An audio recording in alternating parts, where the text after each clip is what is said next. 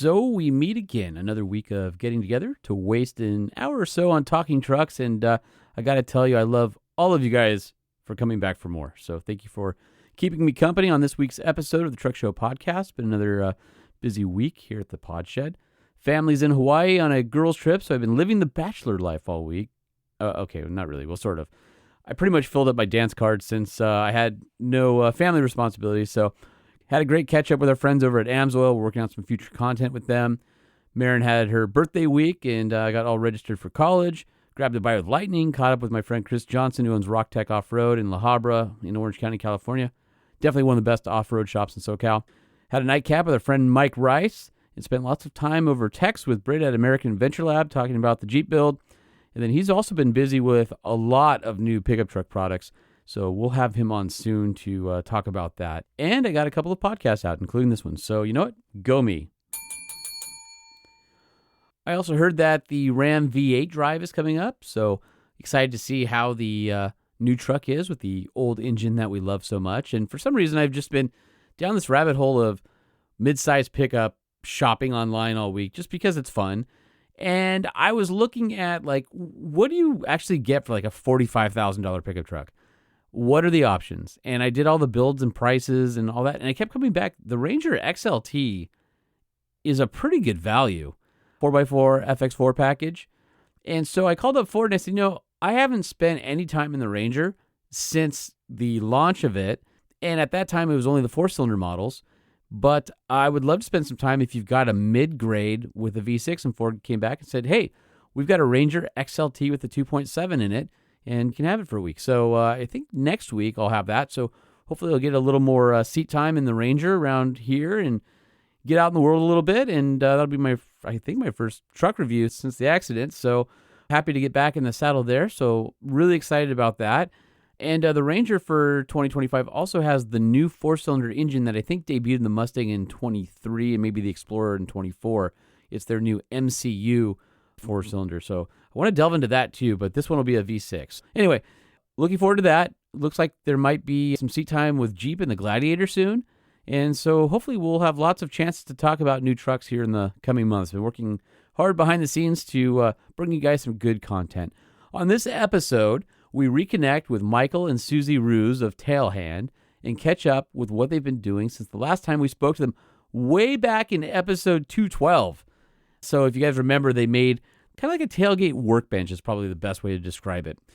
And we're going to dig down into their entrepreneurial journey, where they've been, what adjustments they've made, what they've been up to, where are they going. And they also have a generous offer for Truck Show Podcast listeners. So listen to the interview, and at the end, they'll let you know what kind of deal you can get if you are interested in the TailHand product. And before we get started, we have to thank our amazing partners. The Truck Show Podcast is brought to you by the following sponsors. AMSOIL launched the industry's first synthetic motor oil back in 1972, and AMSOIL continues to innovate with a wide selection of synthetics that are formulated, blended, and packaged right here in the United States. These specialized lubricants are engineered for what you drive and how you drive. AMSOIL's Shop by Vehicle tool offers package size recommendations to maximize savings and includes AMSOIL's Ultimate Oil Change Kits. AMSOIL offers the protection you demand and the performance you deserve. Get yours today at AMSOIL.com. The perfect complement to your truck is a Kershaw knife. All Kershaw knives come with a limited lifetime warranty and repair parts are readily available through the website. Kershaw knives include lifetime sharpening, and the lineup has everything from EDC knives that can be used and abused for under $50, all the way up to high-end collectibles. Thanks to our generous partnership with Kershaw Knives, Truck Show Podcast listeners can get 40% off MSRP and free shipping over $50 by using the code 2TSP2025. It can be used more than once and even includes automatics. Visit kershaw.kaiusa.com today. UAM Pistons is one of the few companies that's been in business for over 100 years. Founded in 1922, UEM continues on today, owned and run by the fourth generation of the family that founded them. We especially like the company's dual-oil line of diesel pistons, which are cast and machined in-house to maintain the highest level of quality and consistency. Dual-oil pistons are available for most popular diesel light and medium-duty trucks, and you can find your diesel replacement pistons today at uempistons.com. When it comes to amazing vehicle-based adventure content, how-tos, and great storytelling, only one brand is doing it right in the print magazine space, and that's OVR, Outdoor Vehicle Recreation. OVR is about getting out there in our vehicles to explore and discover the world around us. Get complimentary access for a year to the digital library or a discount on your print subscription today at OVRmag.com. Use the promotional code at Truck Show Podcast. The Truck Show Podcast survives off of sponsorships and your reviews. Please help me to keep it free by supporting our sponsors and leaving reviews and comments on Apple Podcasts or Spotify. The Truck Show. We're gonna show you what we know. We're gonna answer what the truck, 'cause truck rhymes with the Truck Show. We have the lifted, we have the lowered, and everything in between. We'll talk about trucks that run on diesel, electricity, and on gasoline. The Truck Show, the Truck Show, the Truck Show. Oh, oh. It's the Truck Show with your host, Holman.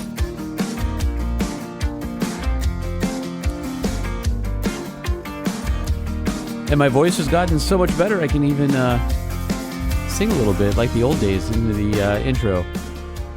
Probably still sucks, but hey, you know what? I'm going to keep trying. All right, well, let's kick this off by checking in with Michael and Suzie from TailHand. All right, so on the podcast today, I've got Michael and Suzie Ruhs from TailHand, and they were guests all the way back in Season 1, Episode 212. So it's been a while. It's good to see you guys. Wow, that was a long time ago. What was that, like 3 or 4 years ago? Must have been 2021 or early Okay. 22. It was right after SEMA that we went. Yeah. So it's been a while. So interested to know your entrepreneurial journey. What happened in the middle of all that? Because you guys had this great product. You sort of were soft launching it at the time with big expectations, and then you kind of pulled back for a little bit. And now you guys are back. You're fully engaged. You're ready to get this thing out in the world. And I want to talk about it, but first we have to play our jingle. Welcome to the parts department. Screw, nut, filter, oil, grill, tools, wheels, tires, brakes, lights, gears, belts. And your wife warns you not to. Don't you spend our money! And then you'll want to come back. And so the money they want to spend is they want to get tail hands for their tailgates on their truck. So maybe walk us through the product again, reintroduce us to that, and then let's talk about what's been going on in the last few years. Sure. Suzie, you wanna take that, or do you want me to jump in? How about I remind everybody about what TailHand is and why it's so amazing, and then you can catch everyone up on what we've been doing. Perfect. Okay, I get the easy job, I think. So just as a reminder, and for those who are new, TailHand basically is a product that transforms your pickup truck's tailgate into a durable, mobile, versatile workstation. So no longer do you have things sliding all over the tailgate. You're trying to hold on with one hand and use your tools with the other and putting yourself at risk, being inefficient. TailHand gives you the extra hand to do what you need to do by yourself well. And you guys have, it's basically like a bolt-on for the tailgate, and it has kind of like, you know, if you're familiar with like the dog bones on like an L-track or something like that, think of half of that. So there's a series of holes, like mounting holes on the product, and it allows you to put different attachments to it, vices, hold down your saw, whatever tool and whatever you're working on. It's sort of like the mix of a mobile woodworking table or maybe even a metalworking table, sort of in one device that you would just be able to bolt on your tailgate. And of course, because it's bolted to the tailgate, it's out of the way when you're carrying things. It doesn't take up much room. It's a really cool product. Exactly. Thanks. Yeah, we love it ourselves. I mean, we're obviously users of it. And what's so great about it is because it's standard bench dog hole sizes, 19 millimeter and 28 millimeter, and 3/4 inch T-tracks. All the tools that you already have and are using are compatible with it. So you don't have to go out and buy all sorts of new tools to work with it. You use what you've already done. And this is great for somebody who's a mobile contractor or maybe even a homeowner that has rental properties, or somebody who might have work to do at the ranch and they need their truck as their mobile workstation. They're going to go out to the fence line and fix the barbed wire, or they're going to go to a rental property and they're working out of their truck to fix it. And it just adds that additional, I guess, hand to whatever you're working on. Yeah, we find that, you just mentioned a few of our target audience. We find that fabricators, welders, people who work on oil rigs, pipelines, that kind of thing, where they have to be in the field. I mean, fabricators might be building metal gates, for example. They're going to build those usually on site. They need a way to secure the materials they're working with, the tools they're working with, and TailHand does a nice job with that. And as Suzie said, we've got the product can be purchased with 19 millimeter or 28 millimeter dog hose, so that way it's suited to fabricators and welders or woodworkers. But the idea was that, you've got tools in your toolbox, you're already using, no reason to have to buy more tools, use what you have. So the TailHand is made to be compatible with those tools. And the same is true for the T-Track. Like Suzie said, it's a 3/4 inch T-Track, so it's compatible with most tools. So let's back up in time a little bit here. Of course, that's the we're going in the Wayback Machine music. All right, it's back after SEMA, and you guys have launched this product. What was the initial response to it? And of course, the Truck Show podcast helped by getting the word out there. But where did you go from there? What happened? And then maybe bring us up to speed. Where are we at today? Sure. Yeah. So the SEMA experience was fantastic. We won Tora New Truck Product of the Year while we were at SEMA. We were also part of the launch pad while we were at SEMA. It was a great experience. We were able to mingle with a lot of people who were very helpful in how we can take our product to the next level, which is what we want to do. We're constantly trying to learn from the people who use the product how to make it even better. So we don't look at TailHand as TailHand. We look at it as TailHand 1.0. We've got 2.0. We're planning, and so because of that planning process, what we did was after SEMA, we took a step back and all the learning that we captured, we reinvented the TailHand product, and we really came out with something that is even better than what we had previously. And we're very excited about some product ideas we have for the future.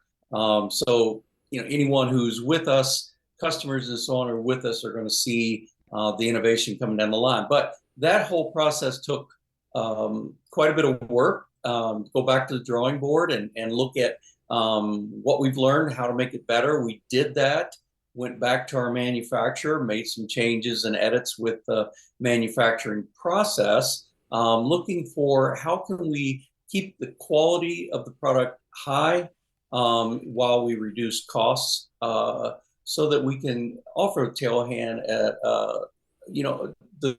the price versus value is there for the customer. We also had, just on a personal side, we relocated from Colorado to Wisconsin, and in that process we built a new home, and so that really kind of consumed us more than we anticipated for a little while. But in recent months, we're back at it, and we're moving forward again with the manufacturing process, and looking to bring those innovations that I mentioned to fruition down the road. It's interesting that you guys bring up taking a step back. I think that's one of the hardest things for an entrepreneur to do, is to, let's face it, when we're an entrepreneur, I am, you guys are, a lot of our listeners are, you have a product, you have an idea, you have a service, whatever it happens to be, and you think, oh, this is going to be great. You at least think it's going to be good enough that you can live off of it and people are going to support you. It's really hard to let go of your ego when you figure out maybe you didn't have it as good as you thought.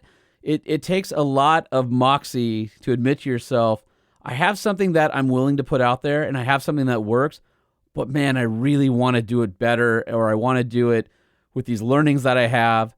And all of us have had to evolve over time. and figure out where in that process do we take a step back? At what point do you decide, this isn't working how I wanted it to, or it's my name on it and I want there to be more than where I'm at now?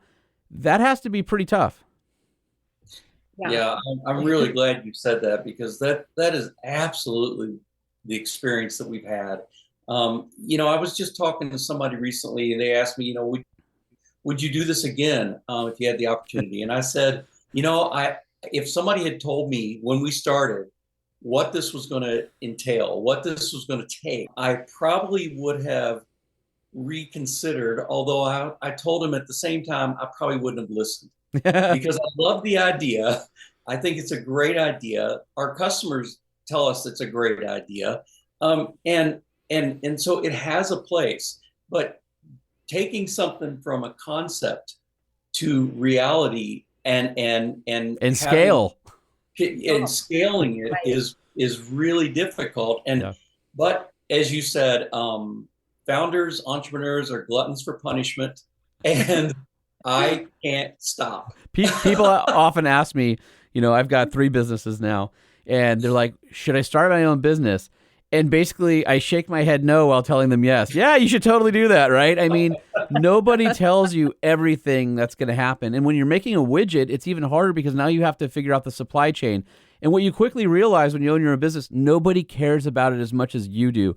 You can get an employee that's awesome. You can train them for another job. They're going to leave you. Or you have somebody that loves your entrepreneurial spirit, but they decide they want something else in life. Or maybe it's just a job to them, but it's your livelihood, it's your career, it's your name. It's so hard to figure out all those pieces. And with you guys making widgets, you're at a balance point of how, the more you buy in materials, the steeper the discount and the better the prices for the end user. But now you're balancing how much of our money and capital do we want wrapped up in inventory versus price point for liquidity. And you may get to a point which a lot of entrepreneurs get to that are making kind of widgets and things like that. And that's, what's the next step? I can either fund my next round of inventory at this price point, or I can invest in raw materials and potentially not have any inventory because my money's wrapped up and trying to do a lower price, or shopping a supplier and you find out the guy out there who gave you a better deal, it's not the same quality as what you were paying before. What a difficult place to be in when you're first launching a company that requires items in inventory and manufacturing. It's not for the faint of heart. No, Sean, have you been listening in on our conversation? No, I've just been living it in my own way. I'm a student of business in some ways. I've always loved the idea of being an entrepreneur.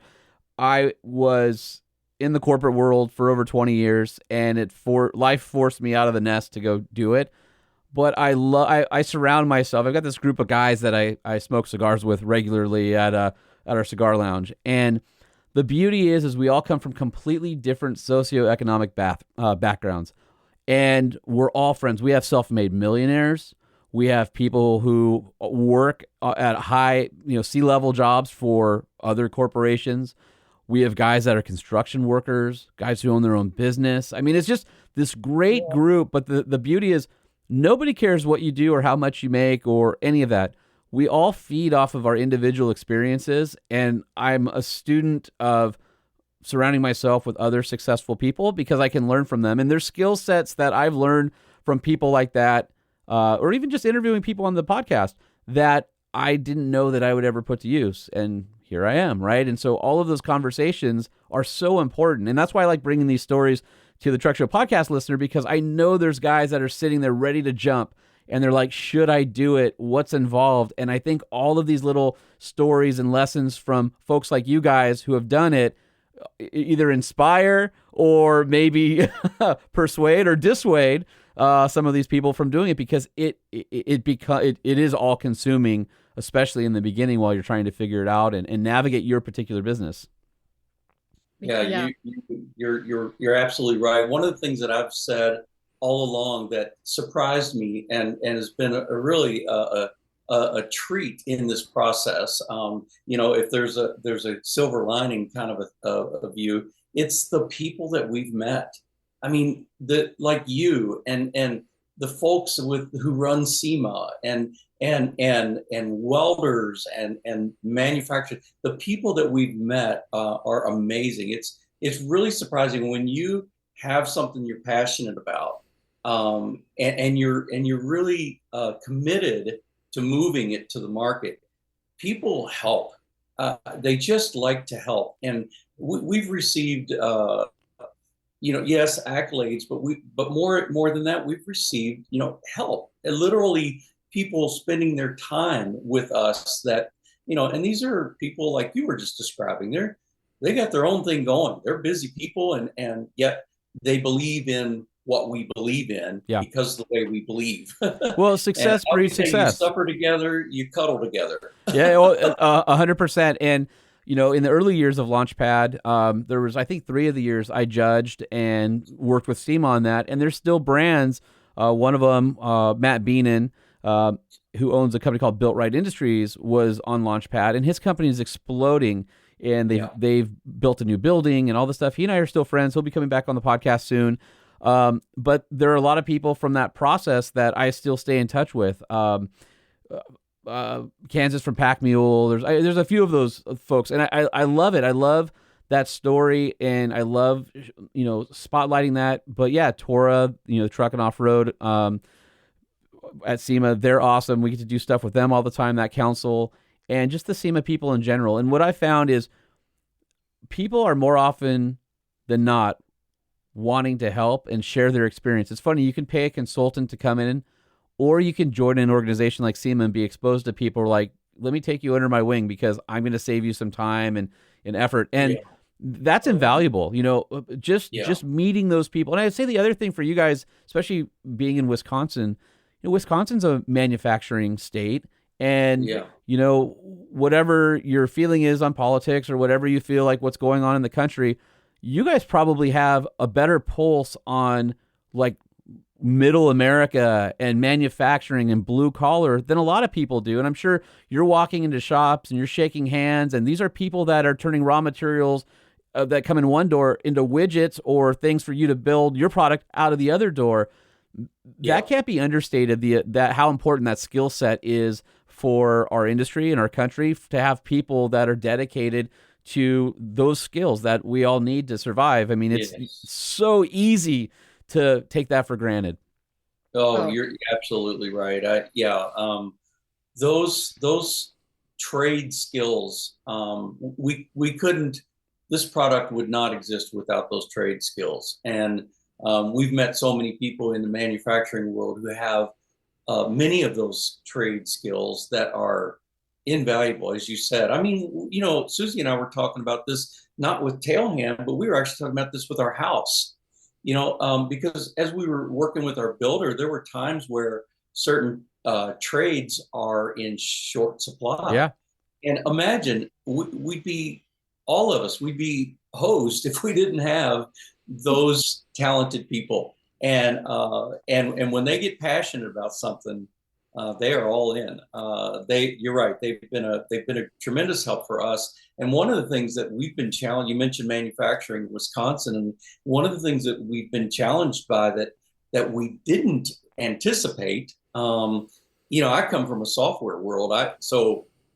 Developing something I can put my hands on is very different. And but supply chain and materials procurement and all the global influences that affect price. Oh yeah. It's been, and you have to have enough margin so that you aren't constantly changing your price, right? You have to be able to absorb those ups and downs and still have a price point that customers will be happy with. But it's tough. I mean, look at this building I'm in now, is the pod shed, as we like to call it. I got laid off from Motor Trend after, a 20-year run, and I was able to take ownership of the podcast with me. And I had my friends. I had, I built a tough shed, and one of our listeners, Rich from Hollister, a good friend of mine, Holdaway Construction, he brought his crew down and he helped drywall and finish it out for me just because he wanted to. My buddy Mark, he's a GC. He came and did the panel, the electrical and everything that's in here and tied it to my main panel and trenched everything. And then my buddy Sam came and helped me put in the mini split so that this is the only room on the property that has air conditioning. And when I put that in, my wife says, you got a 40-inch TV in there, sound deadening and air conditioning. You're just going to sit in there and watch baseball, aren't you? I was like, no, not at all. My multi-purpose room. And I think that's such a good example of how when you run a business with genuine intent behind it and you are just your authentic selves and you care about people want to help and people get on board. Like we have people who we've met on social media going way, way back who have always stayed with us, who are our biggest cheerleaders, who we have no connection with them other than them just learning about TailHand and thinking, yeah, this solves a problem. This is awesome. I haven't seen anything else like this out there, and we want to get the word out. How lucky are we? I mean, that we have those types of people. And Exactly. I was just at the off-road overland show here in Orange County last week, and one of our first listeners, Frank, I see him around town every once in a while, and he comes up, he's like, hey, Sean, it's Frank. I know, right? And he listens, and it's so nice. I can tell you who all my original listeners and fans are, the people that stuck with it. I'm sure you guys may have never met them, but they in some way, emotionally, monetarily, whatever, invested in you, invested in your idea, invested in who you were as people, and said, I want to attach myself to them. I want to, and it's almost voyeuristic in a way, but it's like, I want to follow them and watch the progression of this company. And we're so lucky to have people like that who can bring that out, right, and support us, because small business needs those types of people. I think as Suzie said, and we can say all day that we're genuine. We can say we're cool. We can say those things, but it's really up to the customer. Yeah, the customer has to decide: are you genuine? Are you cool? Is your product valuable? We believe it is, but it's really up to them. And at the end of the day, we discovered a gap because we were doing work on our property, and I'm trying to use a chainsaw, and I'm by myself. I needed an extra hand, didn't have it, and the chainsaw slipped. I thought I'd cut my leg open. So what we found through that experience, a gap, an opportunity. And what we really want to do is just bring a solution to folks who are working from their tailgate, a solution that just makes the day a little bit easier. It makes, if you're out there and you're cranking out your day by hourly wages, well, if we can help you be a little bit more efficient per hour, that's fantastic. That's what we want to do. If we can make you safer so that you go home in the evening with all your fingers. Yeah, without the chainsaw on your leg. That's right. That's fantastic. That is really the essence of what we're bringing to market is a solution that people find valuable, whether it's for safety reasons or production reasons or whatever. It's that value in the solution. So let's talk about what TailHand is today. So maybe walk us through some of the changes that have happened since the last time that we saw you. So if the last time somebody listening to the show maybe thought, oh yeah, I'd be interested in getting that, and maybe they didn't, and they were a little bit familiar with the product, what's different now? Why should they buy it now? What learnings have you guys applied to the current version? Yep. Suzie, would you like me to take that? Sure, I'll fill in any gaps. Excellent. All right. What a team. Well, there's been a lot. So several things that we learned just from a functionality standpoint. One, we wanted to be able to make the product valuable to folks who are, like we were saying earlier, fabricators and welders. They use a different set of tools, typically dog hole tools that are different size. So we wanted to accommodate them. So we added that. We also needed to take down the weight of the product without giving up the rigidity of the product. So we added some embossing. We engineered some embossing into the product that gives it that rigidity, so that you can, if you're pulling heavy compressors up over your tailgate into the bed of your truck, you don't want to have to worry about am I going to wreck the tail hand now that it's mounted to my tailgate? No, with the rigidity, the way we've designed it, you can roll an ATV over it and you're not going to bust it. We all, oh, speaking of ATVs, but another thing we did is we changed the angle of approach on the tail hand so that things that are being pulled over, wheeled over the tail hand, they happen more easily. Those were some of the biggest learnings that we had. We were forced through silver went through the roof, and again here in recent weeks, silver has gone up 25% as a result of some of these tariffs that we're seeing, or at least the threat of those, and so that required that we look at how can we use a lighter aluminum.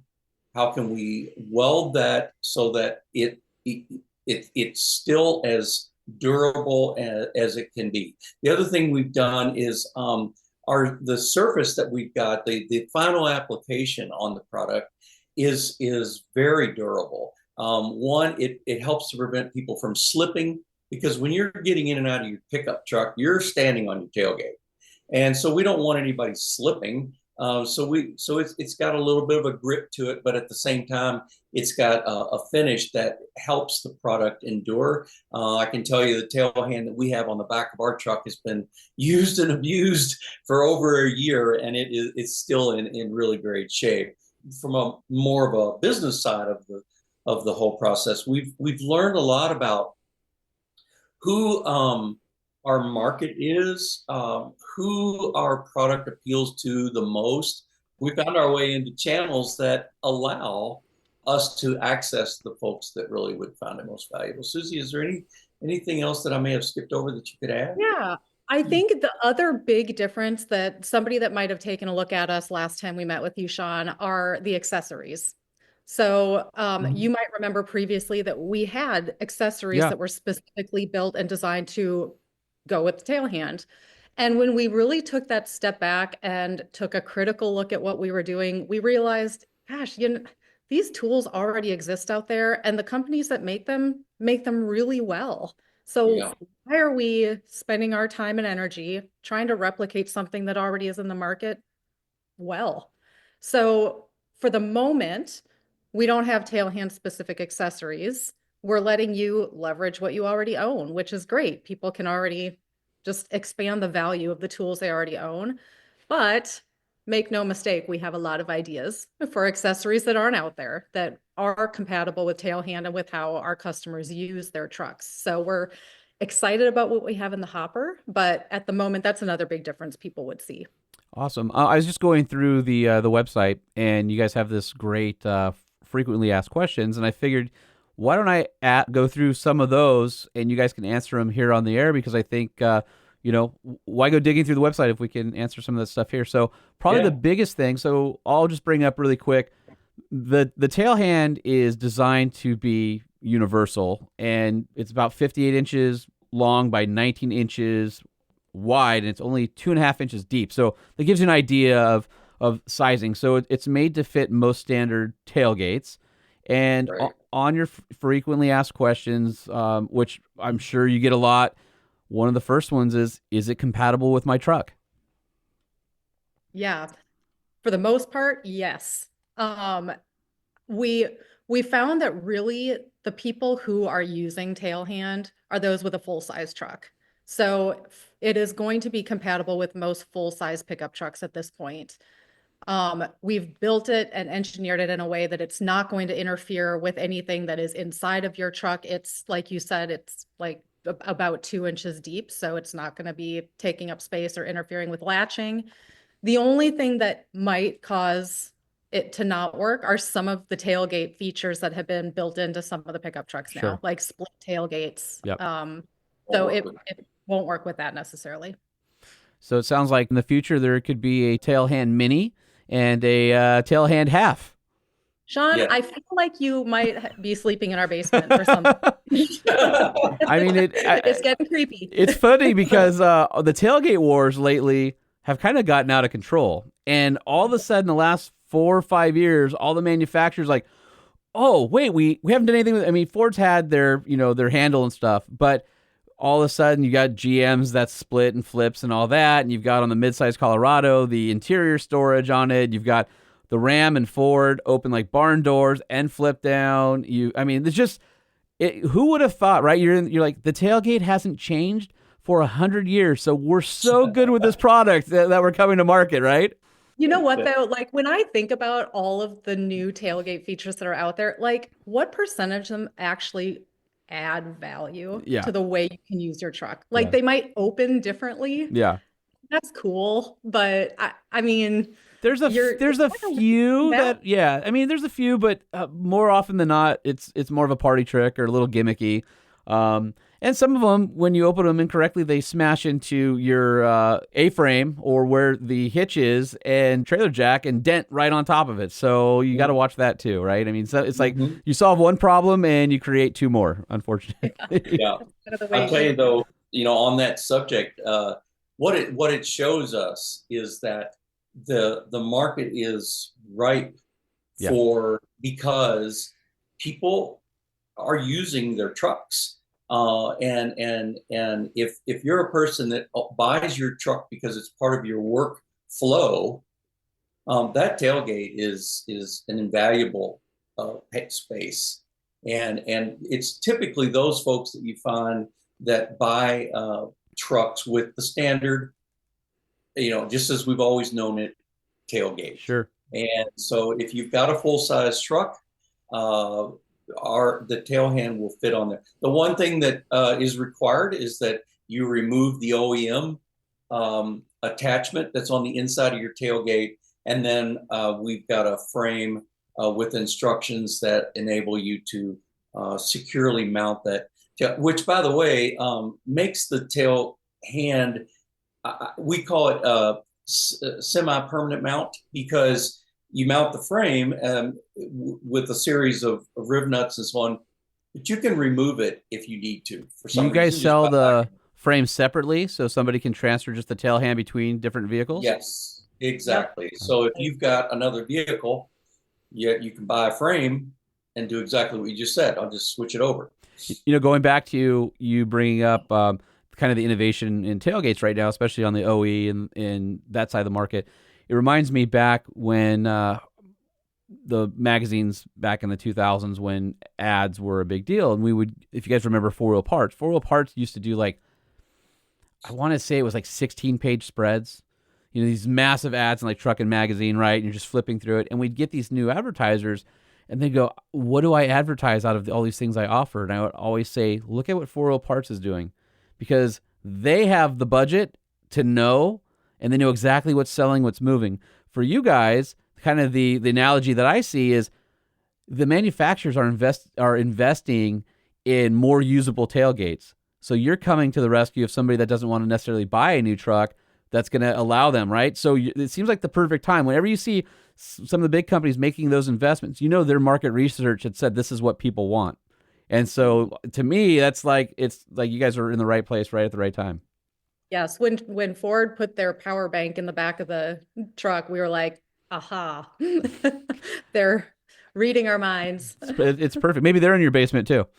They can come upstairs if they. We talked about installation. We talked about how durable. How much weight can the TailHand hold? That's a really good question. We have tested it up to about 670 pounds. I think it could withstand more, but also have the limitation of the tailgate, because you don't want that ripping off the back of the truck. That's probably the biggest limiter is the tailgate's likely to fail before TailHand does. Here's one of my favorite ones that you have on your frequently asked questions, and that is, why are there notches in the dog holes?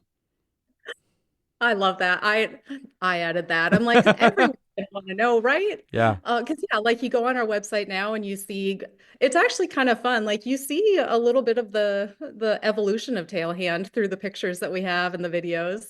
The notches are there because back when we met last and we were developing our own accessories, part of that feature was that we had a locking mechanism that we've not given up on. And that might be something that you'll see down the line, but that little notch was to accommodate our locking mechanism for our accessories. So the TailHand, as it's purchased now, does not have the notches. They have traditional dog holes. Okay. Anything else that you guys want to add that we didn't cover to all your prospective customers out there? Well, I think one of the things that we hear so often that I think really sums it up is someone will see TailHand and they'll say, you know what, I don't have a pickup truck, but I'm going to buy one because I want a TailHand. Yeah, it is funny how often we hear that. Yeah. Do you guys ever get people who maybe have a garage and the TailHand, they want to use it in like a mobile application on a cart versus maybe they can't afford like a big fabrication table, but this is the perfect size to fit in the corner of the garage for kind of the homeowner DIY projects? Oh my Sean, God. what do you got, an office between hours? I just like product. I'm a product guy, so I'm always thinking about like cool ways to do stuff. I love it. We're going to start brainstorming with you. Hey, let me know. Garage Hand, your subsidiary. Yeah, there you go. Yes, that we've thought often about that, and we want to build in that versatility. So we have only on paper we have a plan to accommodate making TailHand even more versatile if you want to remove it in a scenario like you just described and use it over in the corner of your garage or something like that. I think it would be awesome to be able to have it on like bolted to a wheeled cart, and then you can just move it out as you need it and stuff like that. And truckshowpodcast@gmail.com. If you're a customer for that, hit me up and I will be happy to pass it on to Suzie and Michael, because to me that just seems like, I don't want to. The truck's parked across the street right now, and my project's in the garage while it's raining or snowing or whatever. I still need to get it done, right? Yes. Absolutely. We're all about extending the value of the things that you have. So one other thing, Sean, that we'd love to offer to you, our listeners, is we have a discount for them. Oh, we love that. Yep. So we have anybody that listens and wants to head over to tailhand.com and use Truck Show 30. It's going to be 30% off. Oh, wow. Awesome. I will make TailHand. sure we put that on our featured page on truckshowpodcast.com. So as you're going through and seeing some of our past guests who've offered discounts, I will put that on there. And then that way we can promote it and you can find it even if you are listening to this episode and you forget and you go, oh, I really want that, but what's the code? Truckshowpodcast.com. I'll have that up for you by the time this episode airs. That's awesome. Really generous, and we really appreciate that. No, we love your show. We love your listeners, and we want them to have a chance to get TailHand and put it through its paces. I love it. And if you guys want to follow TailHand, it's TailHand USA on Instagram, Facebook, and YouTube. Of course, you can go to tailhand.com, and a lot of great photos. You can take a look at the product. There's a great About Us section on there. And like I said, on truckshowpodcast.com on the website, we'll make sure that we put up the discount code. It's great to see you guys. It's been a while. It's fun to hear the progress in your entrepreneurial journey, and wish you guys nothing but success. I think everybody who listens loves hearing these stories. And even if it's not, I made the widget and I became a millionaire overnight, sometimes the trials and tribulations of learning in the journey is more fun than somebody who got it right the first time or got lucky. We love working with people that are hard workers. And again, the product's made right here in the USA and Wisconsin now, right? So you guys are making a quality product right here. And of course, that resonates great with our listeners as well. Awesome. Thanks so much for having us, Sean. Thank you so much, Sean. Yeah, absolutely. And please keep us in mind. Let's stay in touch, because it sounds like we might have to have you back on in the future for some other things. Oh, yeah. We'll 2.0. 2.0 to share with you. Can't wait. All right. We'll talk to you guys soon. Thank you. Okay. Thank you. Bye-bye. Bye. Special thanks to Michael and Suzie for joining us. And as you heard, they've generously offered Truck Show Podcast listeners a 30% discount through August 10th on the website, tailhand.com. So be sure to head over to tailhand.com and use the code TruckShow30, all one word. And of course, you can always go to our website to the featured products page to see what kind of discounts are available to our listeners from all of our friends and partners. TailHand also has a giveaway going on at the same time. You can enter by visiting tailhand.com. Click on the Win a Free TailHand, which is a button on the website, and submit your email address before the end of the promotion, which is also August 10th. If you purchase using the 30% discount code, you're automatically entered for a chance to win the giveaway. And don't forget, if you do use the discount code, tag at TailHand and the Truck Show Podcast on social. So thanks again to TailHand. Great to hear from them. And it looks like we've got a couple of emails in the inbox. You email, yeah. I email, do it. We email, that's right. Everybody email, type it up. You email, proofread. I email, send it. We email, click it. Everybody email.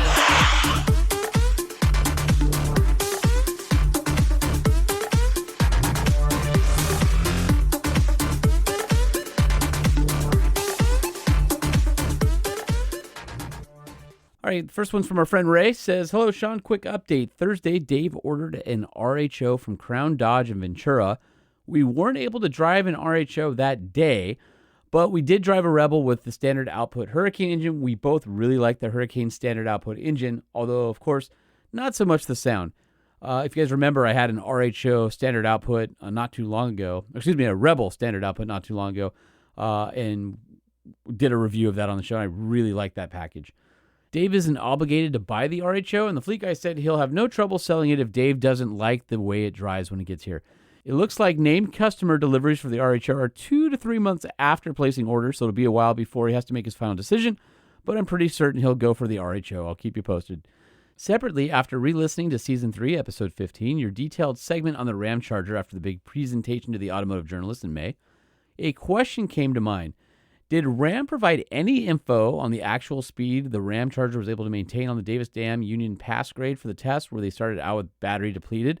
I know J2807 has a minimum speed of 40 miles per hour for single rear wheel trucks, but I'm curious if the empty battery Ram Charger pulling 14,000 pounds barely made the 40 mile per hour, or if that 130 kilowatts of continuous power generator output allowed the empty battery Ram Charger a more reasonable speed up the grade. Just curious if you happen to know. No worries if not. I seem to remember they were able to potentially tow the speed limit. It wasn't like they barely made it. At least that's not what they made it sound like. But more info is coming on that. I can't remember off the top of my head. I'd have to research my notes and see what comes up. But if my recollection of that is that they were touting, hey, we were able to do it with the depleted battery, no problem. So I got one from Jonathan Albrecht. Says, glad for you that your voice is returning. Thank you. And another 392 on the way. Wow. I ordered the budget version of the same thing, but not JLUR X 3.6 manual 488's red. It's great. I'm looking forward to hear how the 2025 version of yours is compared to the 2023. I was seriously looking at just like getting something different for daily and then doing a two-door. And I wish the two-door was available in a 3.6 manual, but it's not. It's auto 2.0T right now. Because that thing with the X, you can get the two-door with 35s would have been so rad. Anyway, at the end of the day, it's just nonsense. I need a 392 in my life. So the 2025 over my 2023 has the new dash, big screen, as well as the full float rear axle and the updated beefier T-case. So there's a few things here and there to make it a little bit more durable, but it'll feel like a newer vehicle because at least the dash and the screen and all that is all different. Plus there's some more sound deadening and things like that. So I can't wait to get in and spend some time with the 2025 because I love my 2023. Anyway, he continues, I feel like my engine throttle is a little more disconnected than the pre-refreshed JLs I test drove with some hiccups, and there's flat spots in certain light load conditions under 2,000 RPM. I don't know if that is because of the software update to keep the clutch happy or not. I'm not 100% sure about that, but it could be. He says the 2024 392 I tried also had a touchy transition just off idle. Idling over speed bumps, it's kind of hard to do smoothly with it, either not wanting to go over them or touch more gas and it's launching. Anyway, I haven't driven in 2025, so I have no idea. I don't know if the throttle is going to be touchier or different. I'm not sure from a drivability standpoint what changed. So I'm definitely excited to get mine, and I'm hoping a couple months out, maybe September, something like that, by the time it goes through AV and that process. So, and Dennis Durrell writes, Cafe in the BBB. Hey man, glad to hear your voice is back. Awesome. What a blessing. Yeah, no doubt. Something that so many take for granted, yet is so vital to life.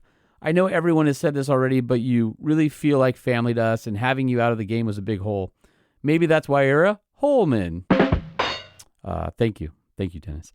Number one, I didn't realize until this week that CAFE fines were eliminated in the Big Beautiful Bill, effectively pausing CAFE at least until the next administration. What are you hearing from industry on this? Are automakers reacting? Are we going to see new offerings, delayed, phase out? What's the scoop? I think everybody's still trying to process what this means. Essentially, CAFE still exists, but they defunded any sort of enforcement on it. So that means that there's going to be more choice. The government actively wants there to be more ICE, wants there to be more choice, and wants the technology to play out as consumers want it, as EVs mature. So I think you'll see, especially from brands like Stellantis, and who knows, maybe even some of the European brands that are known for performance, I think them going full EV is going to be rolled back, and you're going to see EV platforms like the new Charger, for example, that was redesigned to allow for ICE in it. And the new Jeep Recon, I heard, is on pause because it's also getting an ICE powertrain. So it sounds like a lot of these companies are A, the electric platforms are modular enough, and B, they kind of hedge their bets. And I think they're glad they did, because they're going to make some ICE vehicles, and you'll see more choices out there. That being said, some plans are already in place, some are being modified, and some manufacturers realize that administration only lasts 4 years, and they're going to stay the course. I think it's all going to depend on what we as consumers do to their financials and to their pocketbooks, and with our pocketbooks, to decide what the future is of the industry.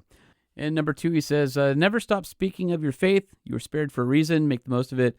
Most of us knuckleheads are brought to faith by a brother willing to speak the truth. Keep it up. This is your biggest job. I appreciate that. I'm not really an evangelist. I do believe in God, and I'm a Catholic practicing.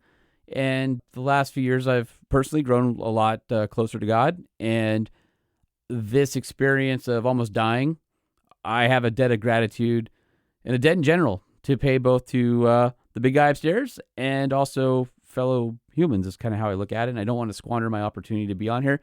This isn't a podcast about my personal faith journey or anything like that, but I have had some listeners reach out to me and say, hey, thank you for being transparent about what you're going through. It helped me out. And, maybe I went to church, or, I looked at things a little bit differently, and I'm glad I can do that for you. But at the end of the day, obviously we're here to talk about trucks. I appreciate it. It's my faith isn't something that I hide from. I don't shy away from who I am, and if that helps some people along the way, then even better. But I am a incredibly blessed individual, and I'm glad I can keep bringing this show to you guys. So, and he finishes up again. So glad you're back to full RPM. Wouldn't be the same without you. Mounter them parameters. For those seeking a monitor, only the brand new GTX Watchdog is now available for Dodge Cummins and has a full 5-inch color display with a captive touch.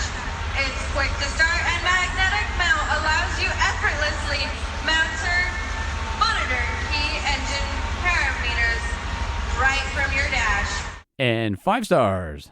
Congratulations, you have earned 5 stars. Dennis, thank you so much for your email. I feel like when you guys send stuff like that, it's really personal. And I know I'm just a dude in my backyard in a shed talking to you a couple times a week.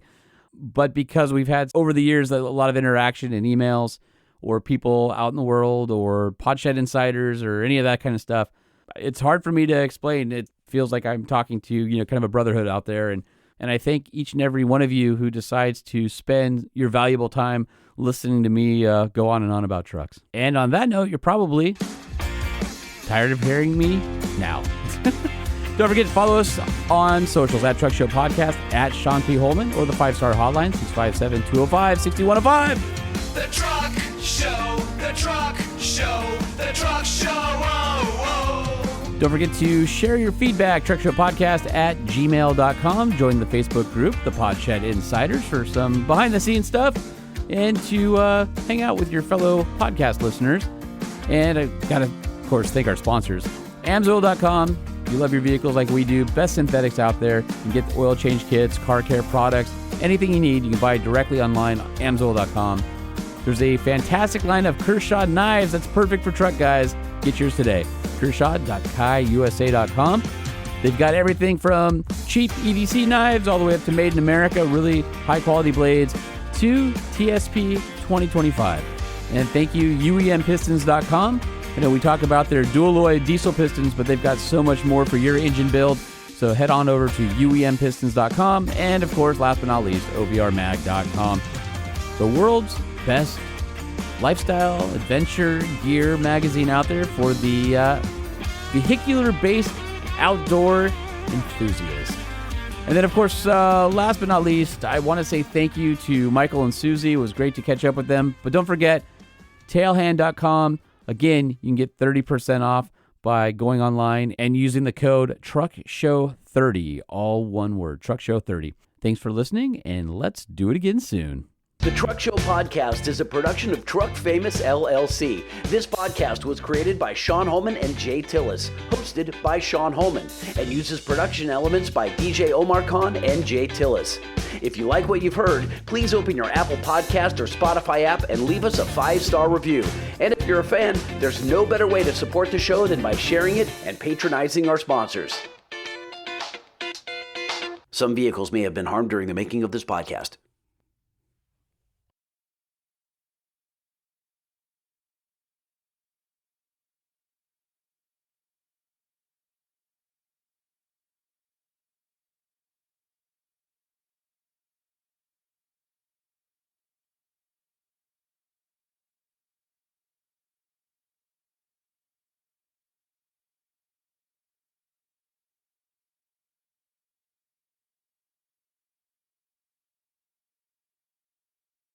You can hear it sucking.